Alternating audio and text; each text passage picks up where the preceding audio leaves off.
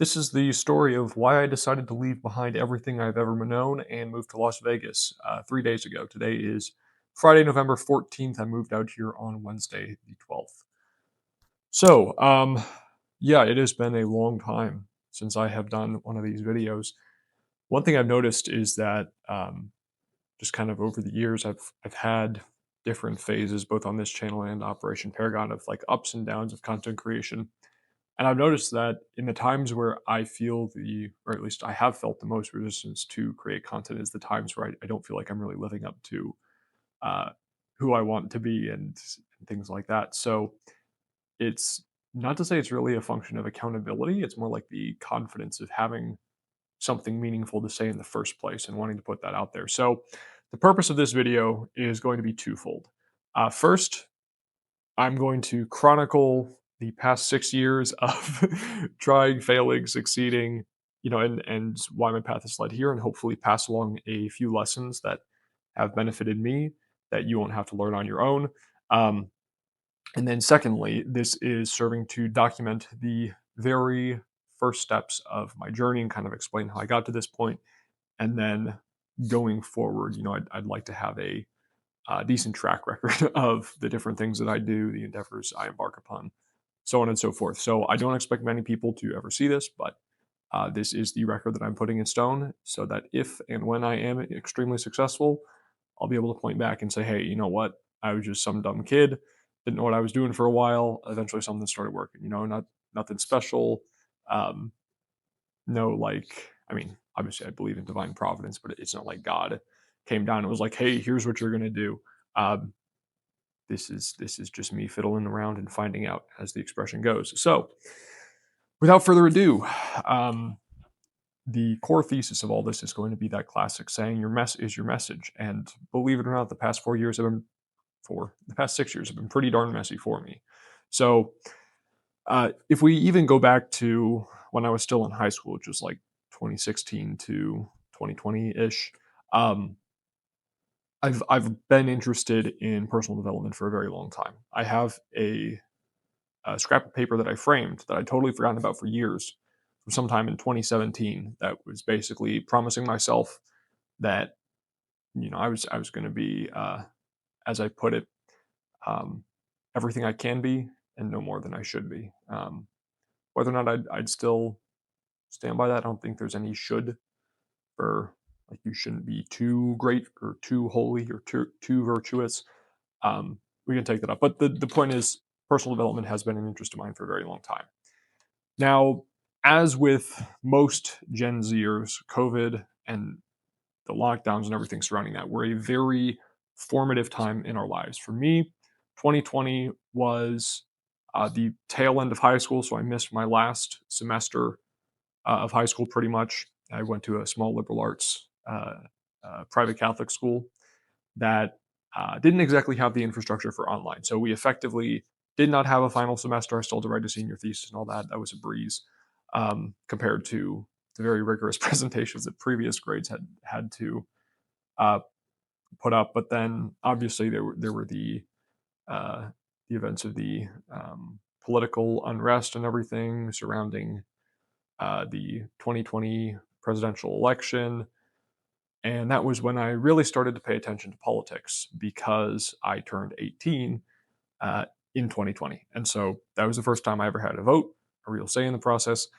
And so, COVID's developing. I'm watching the world go crazy. Australians being super draconian. And this had a profound impact on me, because I saw all these crazy conspiracy theorists on social media that turn out to be right again and again and again and again. And the experts, the people that were supposed to take care of the citizenry of this country and the world, were either extremely incompetent or, in many cases, seemed like outright lying. And in many other cases, it seemed like this wasn't about public health or public safety at all, but about control. And so that really marred my view of the system, and to this day has really affected my trust in the institution. So on the one hand, you've got this personal development drive, but then you also have this um, intense distrust of the institutions, and this impulse that, like, okay, like, you've got to become someone because no one's coming to save you. um, at the same time, I started college in the fall of 2020. and had some good and bad times, study business management. And I took a gap semester after the first couple ones, lived on my own, or with a friend of mine, but independently from my parents, just kind of grinded it out, and then eventually decided to go back to college. Now, this was like, 2020, 2021, 2022 was when all the COVID stuff was going crazy. And every passing day with the news cycle, I grew more and more convinced that the world was coming to an end. So, I got like deep into the prepper stuff and all the rest of this. And it was, I think, good in some ways, to be paying attention to current events, but it also just wreaked absolute havoc on my mental state because I was just constantly fixated on and trying to do something about these massive issues that were so far beyond my control. And so that led to me having basically a mental breakdown in the like spring summer of 2022, where a friend of mine recommended a mentor to me. It was like very kind of spiritual woo woo, like the spiritual not religious type crowd. And coincidentally, I also had an internship a couple states away from home at the same time. So that was very interesting to get that perspective and that space from like the familiar thought patterns, the familiar flow of life, and just do my own thing for a little bit. And so I started working with this mentor, and things went great. I mean, it was like I said, I was freaking out, and this guy's entire mo was, you know, chilling out, slowing down, trusting the process, so on and so forth. And so I felt great. Like I really started doing the mental work and a lot of that stuff. Visualization, living in the present, treating life like a game, not a fight, stuff like that. And that set me on a definitely, I'd say, a better track. Now, when I returned to college after that summer of 2022, I started working with a friend of mine, in a social media marketing company. So it's kind of like a minor, like a subcontractor sales role type thing, and I had some success with it. I did close people, but I wasn't getting the top tier leads. I was never really taught how to prospect on my own, which for those of you that aren't familiar with sales, that's going out and finding people that might be interested in your prospect and then closing them yourself instead of needing like an ad campaign or something from the company to generate that for you. And so I was never taught how to do that, and it never occurred to me to ask. And so I didn't see tremendous success with it. But again, like with that mentor's help, I was very much trying to live in the present and just stay focused and not worry about too many things. And so I felt great. Like that is probably the most content I've been, at least in since childhood with my life. Um, and that yeah, that was just a running thing in the background. Um, and I'd also had some like entrepreneurial leanings, right? The events of COVID really taught me that being able to follow like the normal path, quote unquote, was not something that I wanted to do. I actually forgot to mention this. When I was taking that gap semester, I invested several $1,000s into an affiliate marketing program that, as far as I can tell, was legit. But after I got through all the training and everything, I was not morally okay with most of the things that were on the platform for like affiliate marketing. And affiliate marketing is basically you independently run ads and stuff for somebody and you pay for the ad spend and then they give you a commission of the sales on the back end. But a lot of it was like really sketchy health supplements and things like that. And I'd certainly been down that rabbit hole. It was a very sobering moment for me when I realized I was more inclined to believe a conspiracy theorist with 6,000 followers and no profile picture than I was, any public institution. And that led me to this position of like, well, clearly they're lying about this, so they're probably lying about everything. And that, again, did not do wonders for me, which is why I needed to kind of chill out and relax. But to take things back to that semester, started dating a girl in the school chapel choir. That was awesome. Yeah, she was a great person, and it was very helpful to have a relationship with like a real woman instead of just like reading about it or seeing movies or something like that. Because I it's one of those things like you can't really learn it by book smarts. You have to actually experience it and try it. and like, kind of take a risk and like be vulnerable. It's very cliche, but honestly, that I think was a big part of it. Um, and so I started getting that going, started working with that mentor again. But this time, the gaps in his philosophy really started to appear for me. So, as I mentioned before, this guy was very like woo woo kind of manifestation, that kind of thing. And whatever you think about it, to this day, I do believe that there are certainly like forces of the mind. And if you study pretty much any successful person, certainly in the modern age now that like pop psychology and self help has gotten popular, but even in the past, there are these just like recurring themes in the people that are super successful, whether we're talking like business or Napoleon or whoever, right? And so I think there is certainly something there, but the issue with this mode of manifestation and everything else he was teaching me was that it was very passive. So instead of going from the extreme of freaking out about life and then finding that middle ground and getting dragged to the center, I went to the opposite extreme. So instead of worrying about everything, I was worrying about nothing. And it was based in this assumption that like, if you have like good thoughts and good vibrations, good things are going to come to you. What I didn't realize at the time was a key ingredient of making those things come to you is being an active participant in your own destiny, like making things happen, not just like feeling good thoughts or good energy or whatever, but actually doing something with that to produce a result. But instead, it was this very passive approach, and it led me to again feel very good about myself. To be clear, there was this space of time I consider at least a full year. I cannot say I had a single bad day because life was just awesome, and you know to a certain extent, I do still appreciate that mentality, and I think there's a lot there. But it's a surface level contentment. It's not anything that's uh, really really deeply significant. It's like the difference between eating cotton candy and a steak dinner. Like the cotton candy gives you that dopamine hit, but it's very surface level, it's very superficial, and it's very what would be the word? Fragile, unstable, right? And so it was kind of for me like the Lion King Hakuna Matata scene, right, where the what's his face Simba runs away and he goes and parties in the jungle and he's just vibing and completely ignoring his problems. And this is one of the philosophical differences that I would have that we can get into later in the kind of like lessons learned portion, but it's just the nature of desire. Um, for now, we can say that there's this kind of just observable reality. To desire something is to admit that you lack it. And so if we take kind of an Eastern Buddhist approach to it, the idea is okay, well, if you just eliminate desires and you don't want anything, then you're at peace, right? Um, but that conveys this idea of like wholeness, or that the ideal is to be still and at peace in this world.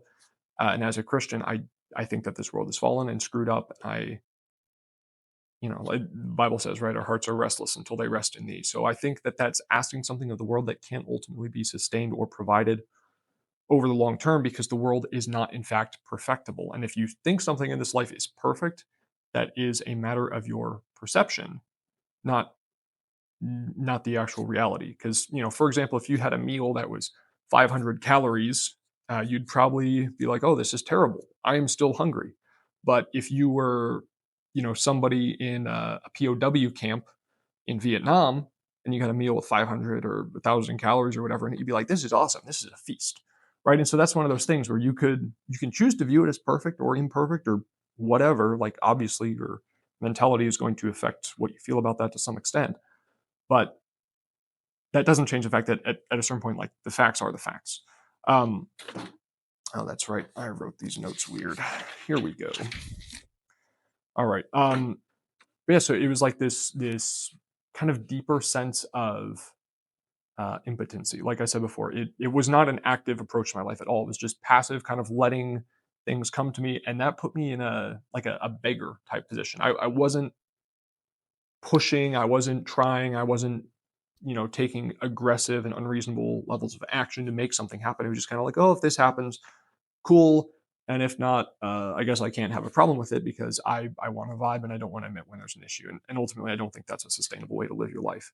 especially uh, when you bring it into the context of hopefully down the line having a healthy relationship, a family, because you can vibe on your own, but when you're responsible for other people's well-being, that ideology is really not sustainable if you want to actually live up to your obligations. Um, so yeah, so the last couple semesters of college, I joined what we call the household at the university, which is basically a Catholic fraternity, and I found just an awesome group of guys, which I would say is all the good parts of a frat and none of the like degenerate kind of stereotypical nonsense that may or may not be a reality because I've not actually experienced too much of that. But I just had awesome guys. I was dating this awesome girl. Life was great. And for those last couple of semesters, I was very clear of like, hey, okay, I'm not here for the degree. I'm here for formation. When I feel like I've hit the drop off of the law of diminishing returns, which is like the longer you stick with something, the less you get out of it, or like the less new input you get. So like that's learning a skill or anything, right? I got to the point and I said, okay, I feel like I've gotten most of what I want out of this. I want to go into sales or something entrepreneurial, so I don't really have a use for the degree, and I don't want to sink the time and the debt into it. So I dropped out, um, went and kept working for that social media marketing company. Again, never really hitting it big, um, and yeah, just kind of um, failed to really come to terms with the reality of my situation.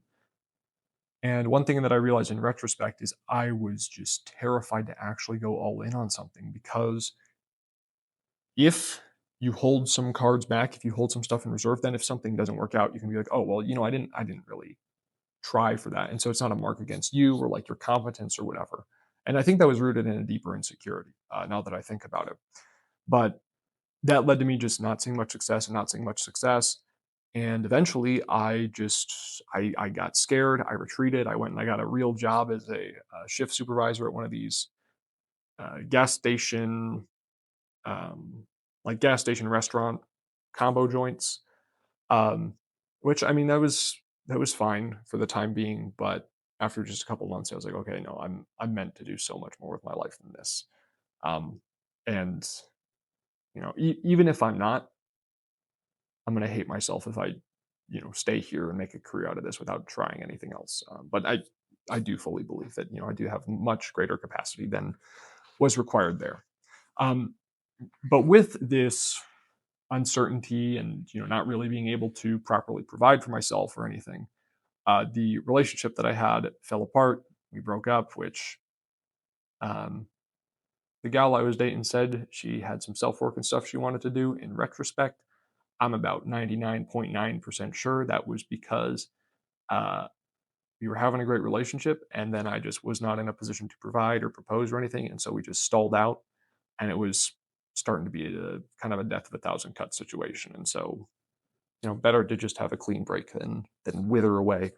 Um, but yeah, so I eventually later on, this would have been back in 2024. The latter half of 2024, I got a job with a local roofing company, which amazing people, but it was a door to door sales job. And at that point, my confidence had been so shaken that I was just not prepared for it. And no matter how hard I tried, it was incredibly difficult for me to actually get in my car and go somewhere and start knocking on doors. Now, on the days I did, I had some good conversation, I had some bad conversations, but it was hard to get out there and it was hard to keep it going. And so I didn't really see any huge success with it. I only got a handful of closes in the several months that I was there, to include the ones I got in training. It was like you set up 5 deals in training and they kind of show you the ropes and then the rest of it's on your own. So I got through the training and then I closed one, I think, on my own. Uh, and it kind of came to a point I was like, okay, you know what, this is not sustainable. I clearly am not going to be able to make this work. And so, and that's not a mark against the company at all. I love these guys, um, but yeah, just I was just not in the right headspace for it, not the right mentality, and that ultimately really held me back. Um, so I quit that and I started to look around. I was like, okay, you know what? I've got to get my feet under me. I've got to figure out how to provide for myself. And so I started looking around at just the local job markets, and and this would have been earlier this year, like March or April, and the job market for somebody that does not have prior education or any fancy certifications or anything is absolutely abysmal right now. So I was looking at this and I'm like, oh my gosh, this is so bad. This is ridiculous. I don't want to do this, but you got to provide for yourself. And then lo and behold, I'm looking through these different options, and one of these days I see an ad from Brad Lee, um, and he says, "Hey, I need salespeople." And I said, "Well, I've been in sales for a little bit. I might as well check it out." Went through the whole interview process, took a leap of faith, and I ended up joining up with his company, Lightspeed VT, which builds just one of a kind training systems. That's not what this video is about. It's a really darn cool company. It's awesome people. It's an amazing culture. Um, but uh, we started to get that going, but I still didn't have a lock on the mindset component, and so I couldn't really get myself to do the work. It got to the point where I had to move back in with my parents for a few months. And one of their conditions was you have to get a real job. So I ended up getting a server job at a sports bar back home. Um, Met some pretty cool people there too. But again, you're sitting there and you're like, this can't be all I'm going to do with my life. Like there's got to be something more here. And so that brings us neatly around to the present. So I realize like I'm getting stuck in these old patterns, these old habits, and there's so much because my family's lived in the same area for over a decade at this point. So like everybody that I know from high school and all the rest of that is around there, and it's just kind of this built-in thought patterns and habits and everything. And I said, okay, well, clearly the definition of insanity is doing something the same way, expecting different results. And I've just been like bashing my head against this wall again for a few months now, trying to get this thing to work, and I'm just not seeing great success because I can't bring myself to just buckle down and actually do the work. So about a month ago, I said, you know what? I need to radically change my environment. I got to figure something out. And so I said, you know what I'm going to do? I'm going to move out to Vegas to join Brad's company in person, which for the record, I have been to the West Coast two other times in my life. One of which was for a wedding when I was like 7 years old, or maybe even like 4. I don't know. I was super young, is the point. So I don't really remember that. And I'd only been out one other time. So I have no contacts, no safety net, uh, even just like a very rough layout of the city here. And I said, you know what? I gotta paint myself into that corner where I've got no option but to show up because everything that I had done in the past, I always said, like, oh, hey, I want to do this thing and I've got these big dreams. And I am an idealist. And I consider that an absolute blessing because I can dream incredibly big about different things. Uh, but then the actual execution to get there is what has always stalled me out. So I'm like, okay, I need to change my environment. I need to get around people that are going to think the right way, that are going to speak the right way, that are going to have the high standards and everything that are actually going to get me to where I want to go. So I started saving up. I found an Airbnb. I bought a plane ticket. Uh, got a few hundred more bucks in the bank. And as of last Wednesday, I hopped on a plane with a couple suitcases and a little bit saved up. And I said, you know what, I'm going to make this work. So that is where I am now in beautiful Las Vegas, Nevada, which is, um, well, the Appalachians are always going to be home. I love the state of Virginia, um, but this area is just beautiful. Obviously, Vegas is kind of crazy. I haven't done anything touristy related, uh, nor will I probably do so in the near future because I'm here to work, not party. But yeah, I mean, it has just been a while. It's very surreal because Brad is somebody I'd seen on social media a lot before.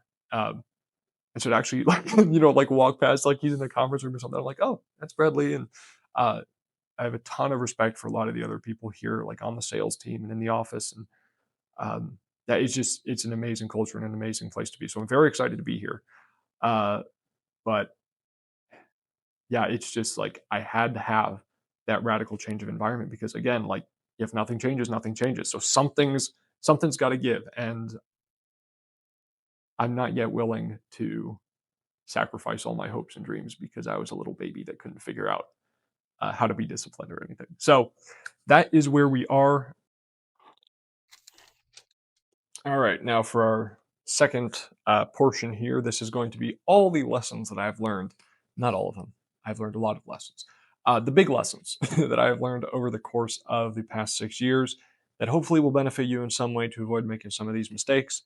And then again, this is also just serving as a way for me to document where I started, uh, all the nonsense I've had to, to go through to get to this point, my tiny little arms that will be much bigger at some point, and yeah, all that. So, without further ado, the first lesson and the most important one is that you've got to master your mind.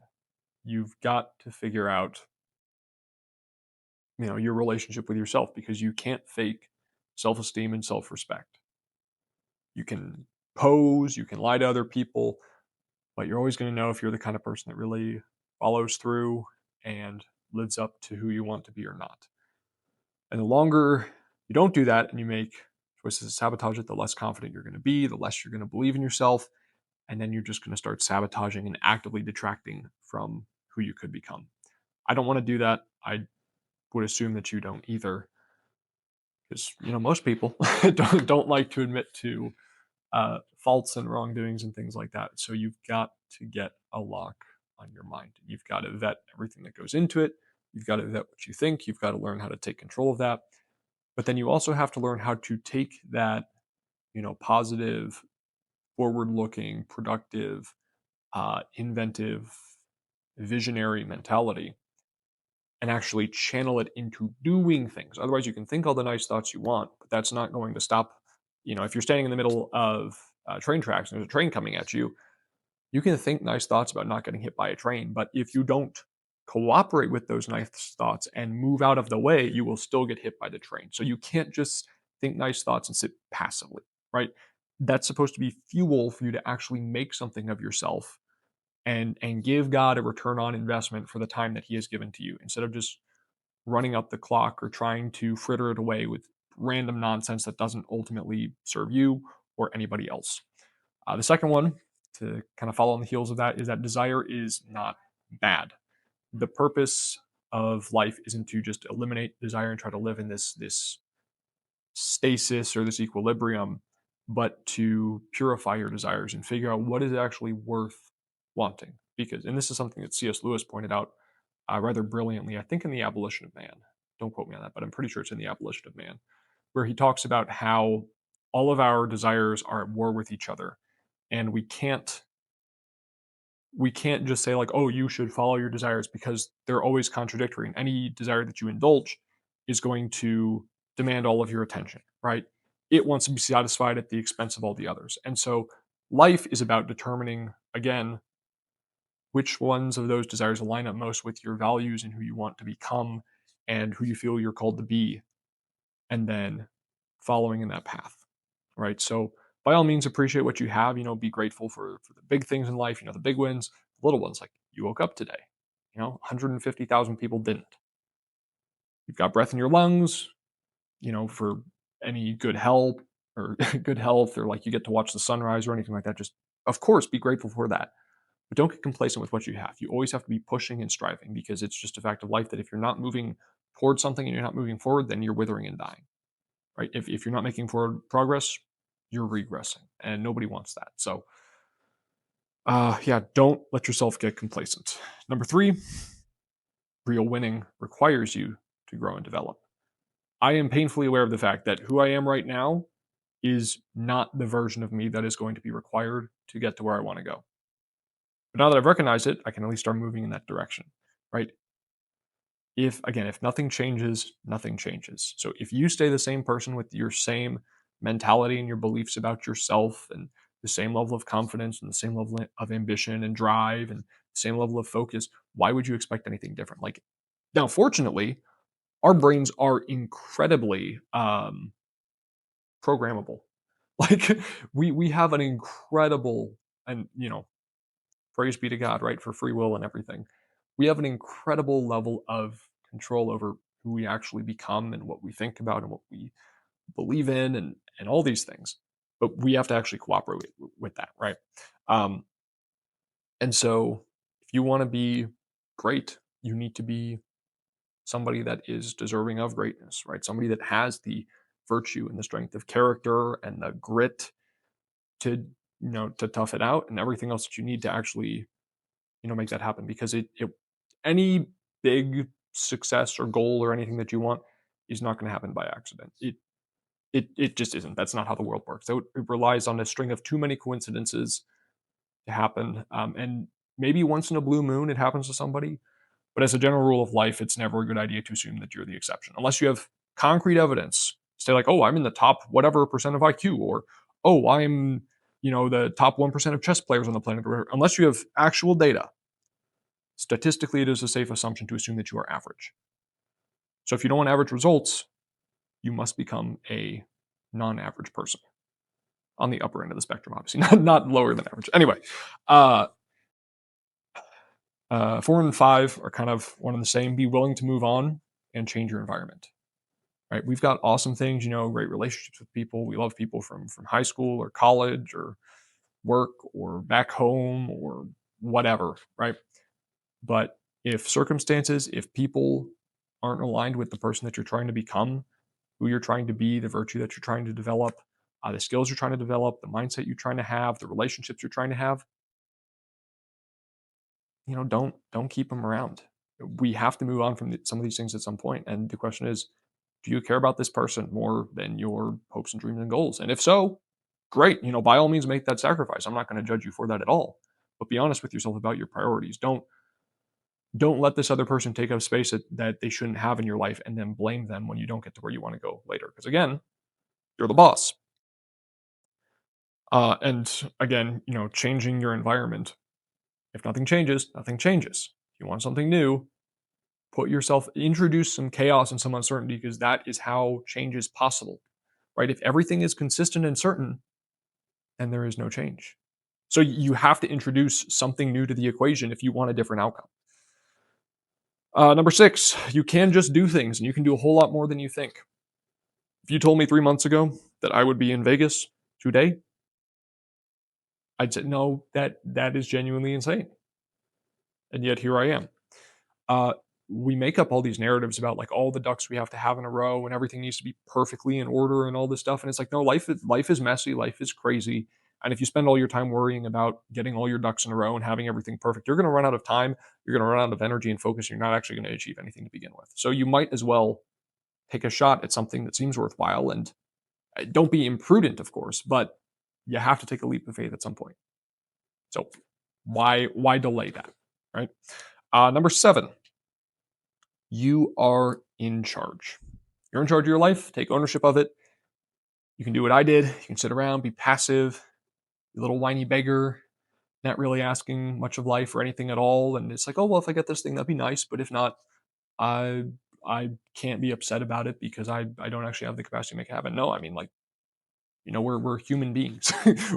We were put in the Garden of Eden and on the earth as a consequence to, to cultivate it, right? It wasn't the wilderness of Eden. It was the Garden of Eden. There was order, there was structure from our involvement. And the world is still the same thing. Like, we have so much agency in this world, a ton, and obviously, you've got like a bunch of nonsense like debt that our caveman ancestors didn't have to worry about. But fundamentally, you have an incredible access to opportunity. I mean, the fact that you're watching this, right? All 2 of you that actually watched at this point, the fact that you're watching this just says that you have more opportunity than 99.99% of all humans that have ever lived. Probably more than that, actually, because this era in history is such an anomaly. And so, with just this buffet of options before us, why would you not like try to actually make something? It's not like you're a slave in ancient Egypt or a peasant in medieval Europe or something. Like, you have an incredible amount of control over your destiny. And yeah, it's terrifying and it's kind of daunting and it puts you in the driver's seat a lot more than most people are prepared to handle. But if you use it well, like, crazy things can happen with your life, I guess is what I'm trying to say. So don't put anyone else in the driver's seat, right? Again, don't blame them for when things don't go your way, because that's not fair to them. You're the one that chose to put them there.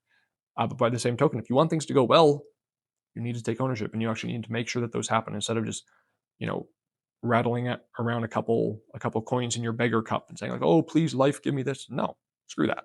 Um, be willing to actually go all in on something and make demands of life. And then finally, number 8, manifestation is bullshit. Uh, I think it's an indisputable fact. People that think about things tend to attract those things, as the saying goes. But the key difference here that I did not realize for an embarrassingly long time is that it's not about thinking those things. It's that those thoughts create actions, and those actions get you closer to it. Like you can think about getting first place in a marathon, and you can focus on it. You can dream about it, feel all the good, happy thoughts. But unless you actually run the marathon, you are never going to get first place in the marathon. And near as I can tell, pretty much everything else in life functions that way. So by all means, think big thoughts, have a huge vision, have an unreasonable dream, go crazy, but then actually make those things happen. Don't get upset or confused when things don't go your way if you don't actually do anything to make those things happen. So, those are just a few of the big lessons that I have learned over the past 6 years. I hope this has benefited you all in some way. And I don't expect anyone has actually watched at this point. But I wanted to put this up first because I dragged my feet on. I wanted to do this when I touched down. It's been like 48 hours since I first thought about it. But I was just dragging my feet, because it's like I don't want to be this open and honest. It's embarrassing. Like I don't want to admit that I have shortcomings. What am I? A human being? A mere mortal? Spoiler alert, yes.